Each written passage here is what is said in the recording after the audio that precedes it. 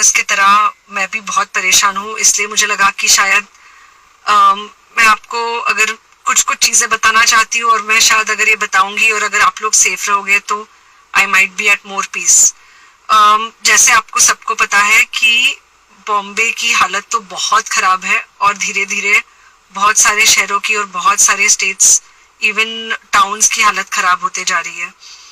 बॉम्बे की हालत तो इतनी खराब है कि हमारे हॉस्पिटल्स में आईसीयू बेड्स वेटिंग पे है, पेशेंट्स के लिए बेड्स नहीं है।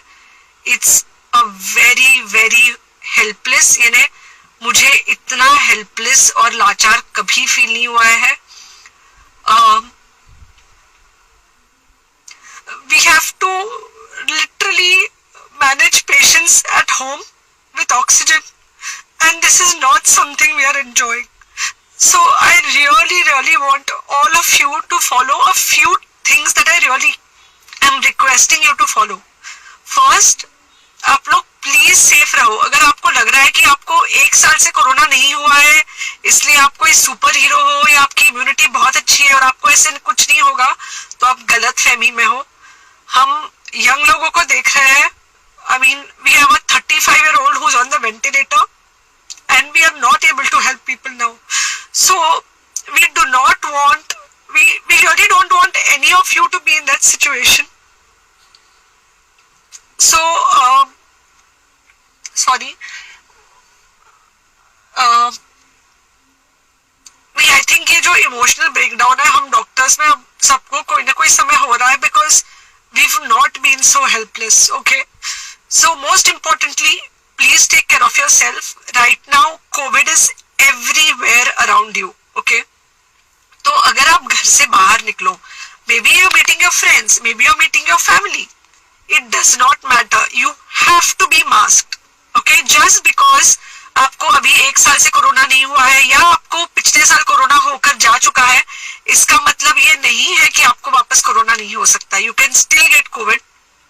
तो please keep your self very well masked at all times. अगर आप घर से बाहर निकल रहे हो तो घर के बाहर निकलो, मास्क होना चाहिए। मास्क सिर्फ इधर नहीं, मास्क पूरा नाक से पूरा यहाँ तक होना चाहिए। दूसरी बात, अगर आपको कुछ होता है, अगर आपको बुखार आता है या कुछ होता है, पैनिक मत होइए। Do not get unneeded investigations done. Get in touch with me obviously immediately, and most importantly आपके जो फ्रेंड्स है या कोई भी है उनको बोलो पैनिक में होकर एडमिट ना हुए हॉस्पिटल में। फिलहाल जो सिचुएशन है वो ऐसी है कि बहुत सारे हॉस्पिटल्स में स्टेबल पेशेंट्स एडमिट हो रहे हैं और बहुत सारे लोग जिनको एक्चुअली ऑक्सीजन की जरूरत है उनके लिए हमारे पास बेड नहीं है। इनफैक्ट हम लोग घर में लोगों को ऑक्सीजन देके मैनेज करने की कोशिश कर रहे हैं और ये हमने पहले कभी नहीं किया है कि हम इतने सारे लोगों के लिए बेड्स ढूंढ रहे हैं, इतने सारे लोगों को घर में मैनेज करने की कोशिश कर रहे हैं। So please leave beds for people who actually need it, who have pneumonia, who need oxygen and who will need to be under very close medical care.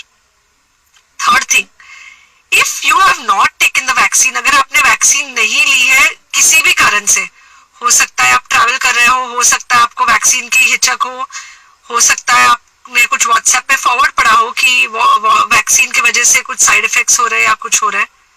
It's untrue. Please take your vaccine.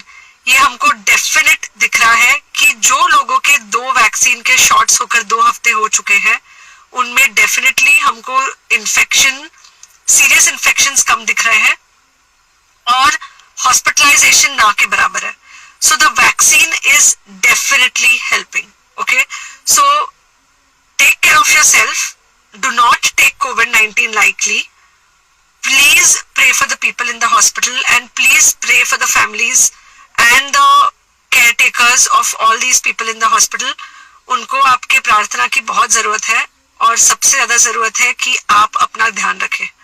Okay, and बस घर पे रहो। आप कुछ हफ्तों तक सिर्फ घर पे रहो जब तक हम ये सिचुएशन ऐसे हैंडल कर सके कि हम एटलीस्ट कुछ हो जाए तो हम हॉस्पिटल में पेशेंट्स को ले सके। फिलहाल हालत ऐसी है कि डॉक्टर्स और डॉक्टर्स के रिलेटिव्स को भी नहीं मिल रहा है बेड। तो आप सोचिए कि it's an absolutely helpless situation. Okay, I think अगर हम सब इतना ध्यान रखेंगे, we will definitely come through this second wave very well, okay, and then we will have to work on not allowing a third wave. So third wave का हम बाद में सोचेंगे, वो तो नहीं आना चाहिए, पर जो ये सेकेंड वेव है, इससे हमको कोई भी हालत में एकदम सेफली निकलना है. Okay, take care, I really love you.